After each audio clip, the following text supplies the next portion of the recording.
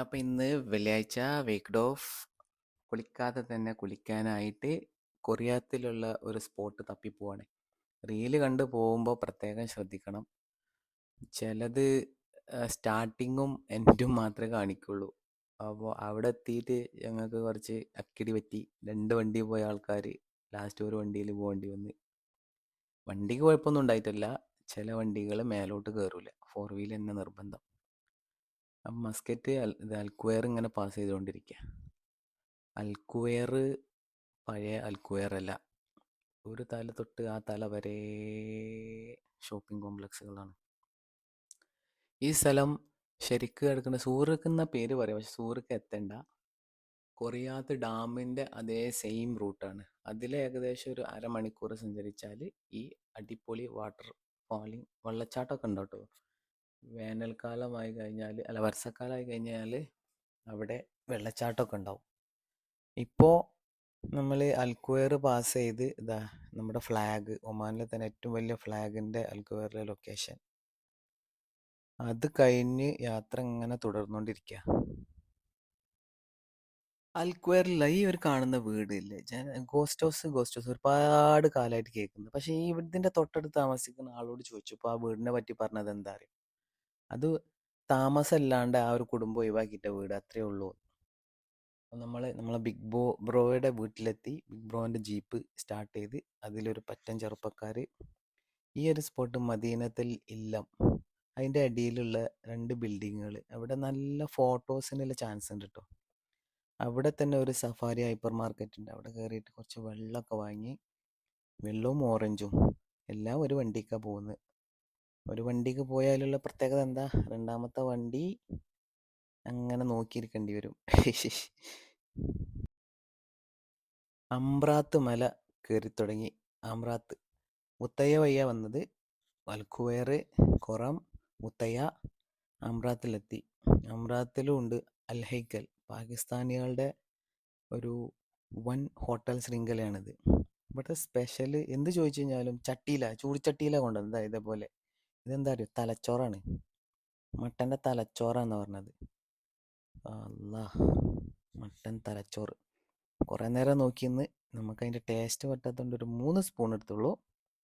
പിന്നെ നല്ല എന്തേന്, കീമ. അതാണ് കീമയും ഓല റൊട്ടിയും കുറച്ച് തലച്ചോറും. നമ്മുടെ നാട്ടിൽ പൊറാട്ട അല്ലേ, പൊറാട്ടയും ബീഫും ദേശീയ ഭക്ഷണമാക്കിയ പോലെ ഈ പാകിസ്ഥാനികളെ മെയിൻ സാധനമാണ് കീമ. അപ്പം എല്ലാവരും അറ്റാക്കിങ്ങിലാണ്. ഞാൻ വീഡിയോ എടുക്കുന്ന സമയത്ത് മറ്റേ തലച്ചോറും കീമയും കാലിയായി. വീണ്ടും നമ്മൾ പടക്കുതിരയിൽ കയറി നമ്മൾ തിരിക്കുകയാണ്. ഇതാണ് അമ്രാത്ത് റൗണ്ട് ഓഫ് പോർട്ട്. ഈ റൗണ്ട് ഓഫ് പോർട്ടിൽ നിന്ന് 3ാമത്തെ എക്സിറ്റ് എടുത്തു കഴിഞ്ഞാൽ പിന്നെ ഒന്നും നോക്കണ്ട, നേരെ സൂറിലൊക്കെ. ഈ കാണുന്ന ഹോസ്പിറ്റലാണ് ഒമാനിലെ ഒരേ ഒരു മറ്റേ എന്താ കുതിരവട്ടം പോലെ അസുഖമുള്ള ആളുകളെ ചികിത്സിക്കുന്ന കേന്ദ്രം. മാപ്പ് ഇട്ടിട്ടുണ്ട്, പക്ഷെ നമ്മളെ മാപ്പ് മുന്നിലെ വണ്ടി തന്നെയാണ്. മലകളും റോഡുകളും താണ്ടി കൊറിയാത്ത് എത്താനായി. ഇതാണ് സൂറിലെത്തുന്നതിന് തൊട്ട് മുമ്പുള്ള സിഗ്നൽ. അതിലുണ്ടാവും. പിന്നെ ഒരു ഇത് എഴുതി വെച്ചിട്ടുണ്ട്, മറ്റേ GCCൻ്റെ എന്താ ടൂറിസം തലസ്ഥാനം എന്തോ ആണ് സൂറ്.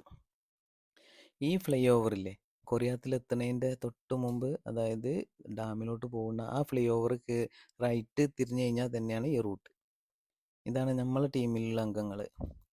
ഇതൊരുപാട് ഇവിടുത്തെ മിനിസ്ട്രി ഇവിടുത്തെ ജനങ്ങൾക്ക് ഉണ്ടാക്കി കൊടുത്ത വീടാണ്. ഇവിടെ ഒരു സമ്പ്രദായം ഉണ്ട്, കല്യാണം കഴിച്ച് കഴിഞ്ഞാൽ അവർക്ക് ഭൂമിക്ക് അപ്ലൈ ചെയ്യാം. അത് അപ്ലൈ ചെയ്ത് കഴിഞ്ഞ് കഴിഞ്ഞാൽ അവർക്ക് ഭൂമി കിട്ടും, അല്ലെങ്കിൽ വീട് കിട്ടും. അങ്ങനെ കൊടുത്ത വീടുകളാണിത്. ഇപ്പം നമ്മൾ പോകുന്നത് ഒരു മാമ്പഴ തോട്ടത്തിലോട്ടാണ് കേട്ടോ. മാമ്പഴ തോട്ടത്തിലോട്ട്. വെള്ളച്ചാട്ടം ഞാൻ നേരത്തെ പറഞ്ഞത് തെറ്റിപ്പോയിട്ടുണ്ട്. അത് കൊറിയാത്തിലല്ല, അത് വീണ്ടും പോകണം.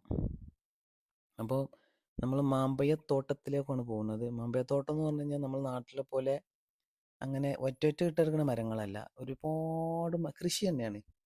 ഈ 2 സൈഡിൽ ഇഷ്ടം പോലെ മൂച്ചികൾ, നമ്മുടെ നാട്ടിൽ പറഞ്ഞ പോലെ മൂച്ചികൾ. അതിൻ്റെ അടിയിൽ കുറേ കച്ചവടക്കാരുണ്ടാവും.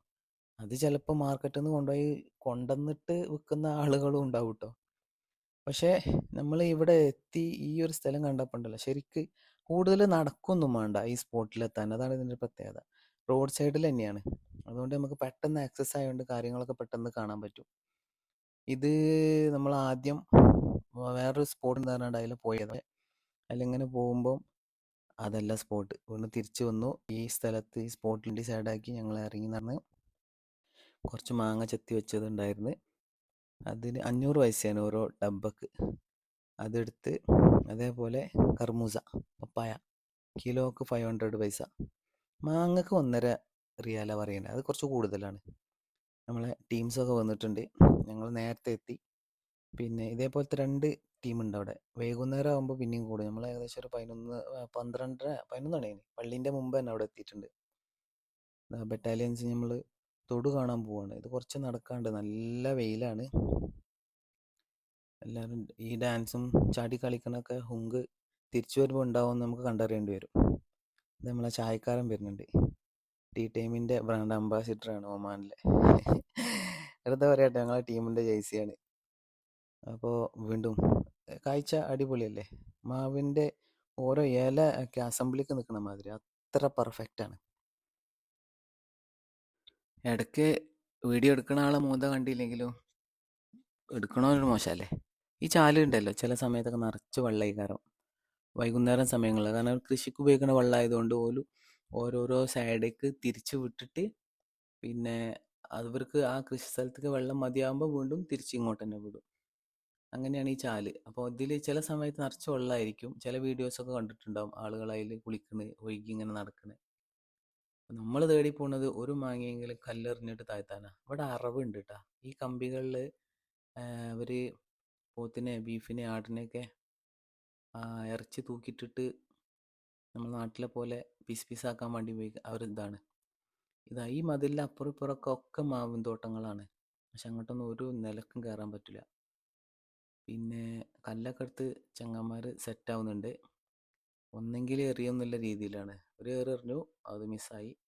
രണ്ടാമത്തെ ഏറ് എറിഞ്ഞു, അത് മിസ്സായി. ഇനി നമുക്ക് ഒറ്റ വഴിയുള്ളൂ, ഓടി രക്ഷപ്പെടാം. കാരണം അവിടെ ഒരു കാക്കൊക്കെ ഉണ്ട്. അങ്ങനെ നമ്മൾ ഈ ഒരു ഭാഗം എക്സ്പ്ലോർ ചെയ്ത് പോകുമ്പോൾ ഇതാണ് ശൗചാലയം. സാധനമൊക്കെ നേരെ ചാലിക്ക് തന്നെയാണ് പോകുന്നത്. എന്നിട്ട് ഇതിൽ തന്നെയാണല്ലോ റബ്ബെ കുളിക്കേണ്ടതെന്ന് ആലോചിക്കുമ്പോൾ ഉണ്ടല്ലോ അത്ഭുതം. ചിലപ്പോൾ കുളിക്കാനായിരിക്കും അത്. ഈ പുല്ലുകൾ ഇവർ വളർത്തുന്നത് കേട്ടോ, പശുവിനും ആടിനൊക്കെ കൊടുക്കാൻ വേണ്ടിയിട്ട്. അതും അതിൻ്റെ അടിയിൽ കൂടെ നടക്കുന്നുണ്ട്. ഒരാളതാ മെസ്സിനോടുള്ള പ്രതികാരം ഗോട്ട് പറഞ്ഞിട്ട് ആടിൻ്റെ പിന്നാലെ കൂടുന്നു. ഈ ആടിനെ കണ്ടപ്പോൾ എന്തോ ഒരു പ്രത്യേകത തോന്നി. അതാ ഞാൻ ഒന്നുകൂടെ ഒന്ന് ഷൂട്ട് ചെയ്തത്. എൻ്റെ തലയൊക്കെ ഉണ്ട് കുറച്ചൊരു വ്യത്യസ്തത. വീണ്ടും ഇവിടെ എത്തി. നമ്മൾ അപ്പോത്തിന് ഇവർ മിഷ്കാക്കൊക്കെ സംഭവം സെറ്റാക്കിയിട്ടുണ്ട്. മാങ്കോക്ക് വിലപേശൽ തുടങ്ങിയിട്ടുണ്ട്. മുതലാളി അതവിടെ കാലും കെട്ടിച്ചിരിക്കണേ. ഇത് ഈ അപ്പാപ്പൻ്റെതാണ് കട. അപ്പം ആ ഒരു സാധനം തൊട്ട് കഴിഞ്ഞാൽ അപ്പാപ്പൻ പറയും മൂരുത് ചോദിക്കും. ഈ ഉപ്പ് പാകിസ്ഥാനി ഹോട്ടലിൽ നിന്ന് അടിച്ചു മാറ്റിയതാണ്. പക്ഷേ അതുകൊണ്ട് എന്തായാലും ഒരു ഉപകാരത്തിലായി. ഇനി നമ്മളെ ലക്ഷ്യം അടുത്തത് പള്ളിയാണ്. ഏതാ പള്ളി? പള്ളിയിൽ നിസ്കരിക്കാൻ നല്ല സൗകര്യം. ഒപ്പം തന്നെ അപ്പുറം ഇപ്പുറമൊക്കെ ബീച്ച്, നല്ല പാർക്കിങ്.